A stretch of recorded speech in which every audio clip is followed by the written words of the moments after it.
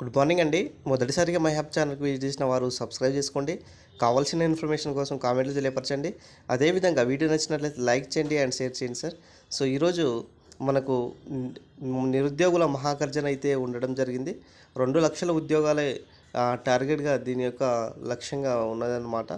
అయితే కాంగ్రెస్ నేతలు ఏం చెప్తున్నారంటే, సో ముఖ్యంగా బల్మూరి వెంకట్ సార్ గారు ఏం చెప్తున్నారంటే, గ్రూప్ 1 పై ఆల్రెడీ కేసు ఉన్నది కదా.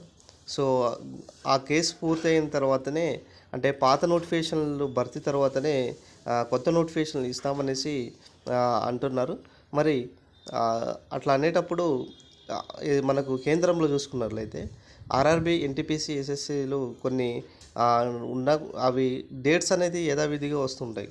కొన్ని ఆగిన కూడా వేరే నోటిఫికేషన్ వస్తూనే ఉంటాయి. అంటే ఇక్కడ ఏంటిదంటే గ్రూప్ 1 అనే దానిపైన పట్టుకొని మిగతా నోటిఫికేషన్లు ఎట్లా ఇవ్వాలి అన్న దానిపైన వీళ్ళు చెప్పడం జరుగుతుందన్నమాట.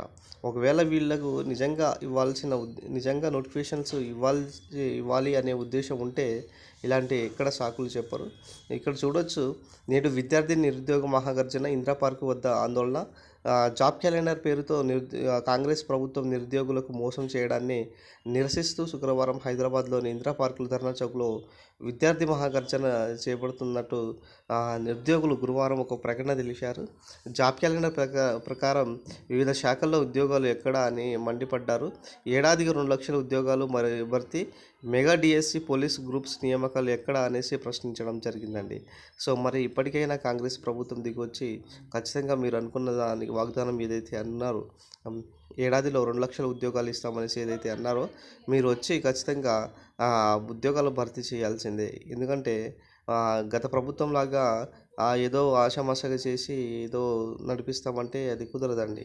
గత ప్రభుత్వం 10 సంవత్సరాలు పాలించిన కూడా 2 సార్లు ఏమో నోటిఫికేషన్ ఇచ్చింది, 2018 అండ్ 2022లో. కానీ ఇప్పుడు ఏంటి సార్ అంటే, మరి నిరుద్యోగులు తెచ్చుకున్నటువంటి ప్రభుత్వం కాంగ్రెస్ ప్రభుత్వం. మరి అన్ని డిస్టిక్లలో బస్సు యాత్ర చేసి నిరుద్యోగులు ఈ యొక్క కాంగ్రెస్ ప్రభుత్వాన్ని గెలిపిస్తే, ఇప్పుడు వచ్చేసి ఇక్కడ ఒక్క ఉద్యోగం కూడా ఇవ్వలేని పరిస్థితుల్లో కాంగ్రెస్ ప్రభుత్వం ఇప్పుడు ఉన్నదన్నమాట. మరి గతంలో ఇచ్చినటువంటి హామీ ఎటు పోయిందో ఇప్పుడు తెలియట్లేదా మరి కాంగ్రెస్ నేతలకి? అందరికీ పదవులు వచ్చిన తర్వాత ఈ యొక్క మాటలు మొత్తము మర్చిపోయారనుకుంటా బహుశా వాళ్ళు. మరి అలాంటి సిచ్యువేషన్ తరుణంలో మరి ఉద్యోగాలే లక్ష్యంగా విద్యార్థులు ఇంత పెద్ద ఆందోళన చేస్తున్నా కూడా ఏమో అసలు ఏం పట్టించుకున్నట్టుగా ఉంటున్నారు కాంగ్రెస్ నేతలు. మరి నిరుద్యోగుల ఓటు వేపించుకొని గెలిచి పదవిలో ఉన్నటువంటి నేడు కాంగ్రెస్ నేతలు దీనికి సంబంధించినటువంటి ఒక్క ఉద్యోగ ప్రకటన కూడా చేయడం లేదంటే ఎక్కడ దాకా ఉన్నదో పరిస్థితి ఆలోచించాల్సిన విషయం ఇది. పాత నోటిఫికేషన్ల భర్తీ తర్వాతే కొత్త నోటిఫికేషన్లు. మరి పాత నోటిఫికేషన్స్ కనుక చూసుకున్నట్లయితే గ్రూప్ 1 పైన కేసు ఆల్రెడీ ఉన్నది, ఓకేనా. అపాయింట్మెంట్ లెటర్స్ ఇస్తే సరిపోతుంది. నెక్స్ట్ గ్రూప్ 2 ఒకటి ఉన్నది, అది ఆల్రెడీ సర్టిఫికేట్ వెరిఫికేషన్ అయిపోయింది. దీనికి సంబంధించినటువంటి అపాయింట్మెంట్ లెటర్స్ ఒకటి ఉన్నది. గ్రూప్ 3 సంబంధించినది కూడా సేమ్ ఇష్యూ, కొంచెం గ్రూప్ 3 కొంచెం వాయిదా పడ్డది. గ్రూప్ 1, గ్రూప్ 2 మొత్తం ప్రక్రియ భర్తీ తర్వాతే గ్రూప్ 3 ఇద్దామనేసి ఆగడం జరిగింది. కానీ మొత్తానికైతే తెలంగాణలో నిరుద్యోగులకు ఒక అరిఘోషనే అవుతుంది అండి.